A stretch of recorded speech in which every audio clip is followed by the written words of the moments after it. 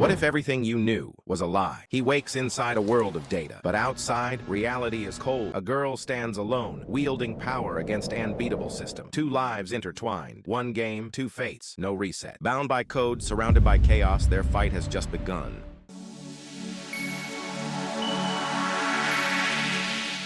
The city wasn't real, but it felt like it was. Ethan stood in the middle of a cracked crosswalk, surrounded by glowing skyscrapers and holographic billboards frozen mid-animation. The sky above shimmered between pink and steel gray, like a sunset. On pause, car husks floated slightly off the ground, untouched by time. Somewhere, a wind blew that carried no sound. "This place," Sky whispered, stepping beside him, "was based on Tokyo."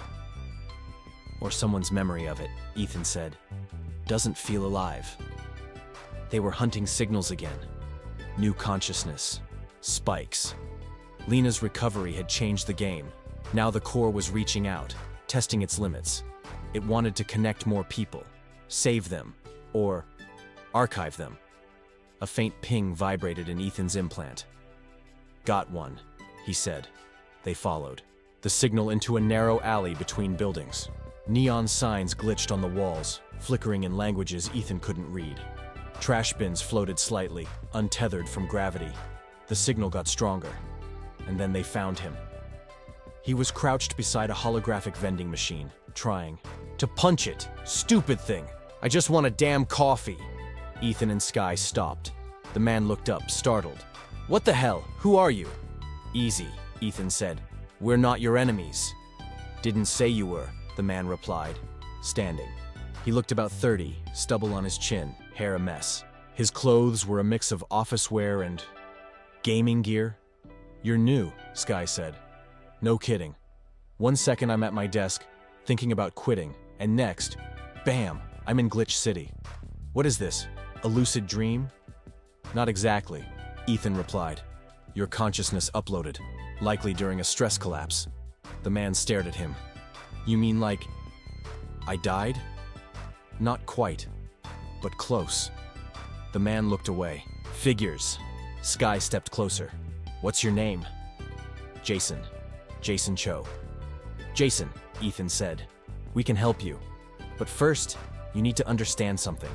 This isn't a dream. It's a real digital system, a backup of human minds. You're in the core." Jason laughed bitterly. "Great. My life was already falling apart, and now I'm stuck in some cyber afterlife. Is there a tutorial at least?" "No," Sky said, "but we've been through it. You're not alone." Jason stared at the frozen vending machine. "I just wanted a coffee." Ethan nodded. "What happened to you?" Jason didn't speak for a long moment. Then he said, "I was working remote, job in advertising, too many meetings, too little sleep. I was trying to save enough for a down payment, but inflation kept killing my budget." Sky sat on an overturned crate. "Yeah, a lot of people feel like that." Jason looked at her. "You guys real?" "Yes," she said. "We were just like you. Overworked, burned out. Some of us were dying. Some just gave up." Jason rubbed his face.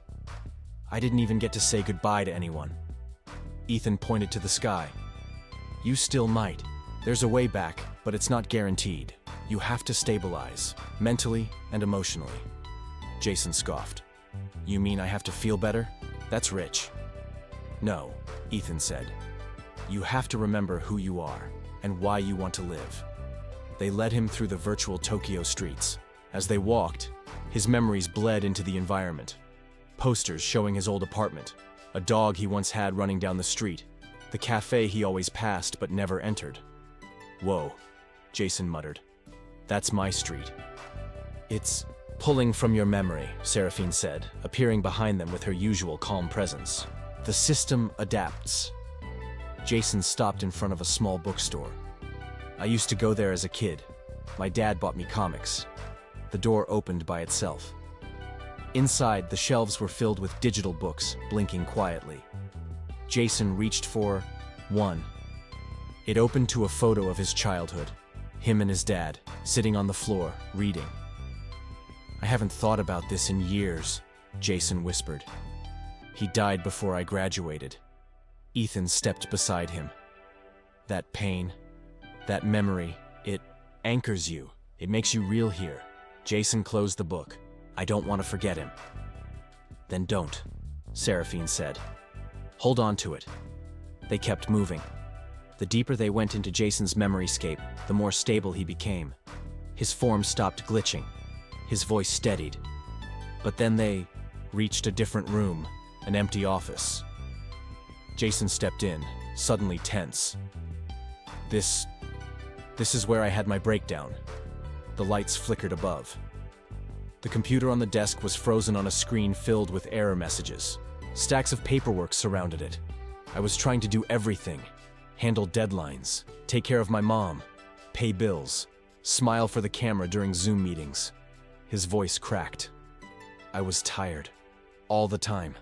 I didn't want to die, but I just didn't want to keep going like that. Ethan placed a hand on his shoulder. You don't have to. Not here. And maybe not when you go back. Jason turned. I don't even know who I am anymore. Sky smiled gently. That's okay. We're all figuring it out. Jason looked at the desk. He walked forward and slowly shut the laptop. The lights stopped flickering. A pulse rippled through the system. The sky outside changed, from gray to blue. Seraphine checked her interface. Stability increased. He's ready. Jason looked at them. So, what now? We guide you to the route, Ethan said. From there, if your body's still alive, you might reconnect. Jason followed them to the edge of the city. A glowing gate appeared, humming with power. This looks like the end of a game, Jason said. Maybe it is, Ethan replied. But it's also a beginning. Jason turned to them. Thank you. I don't know if I'll make it, but I feel something again. Hope, maybe. That's enough, Sky said. Jason stepped through the gate. He vanished. The city quieted. Ethan sat down on the cracked road. You okay? Sky asked. Just thinking, Ethan said. He reminded me of me. Same pressure, same burnout. We're all mirrors in here, Seraphine said. Sky looked up. That's two we've helped now. Maybe this system really is waking up. Ethan smiled faintly. Then we keep going. One more person, one more try.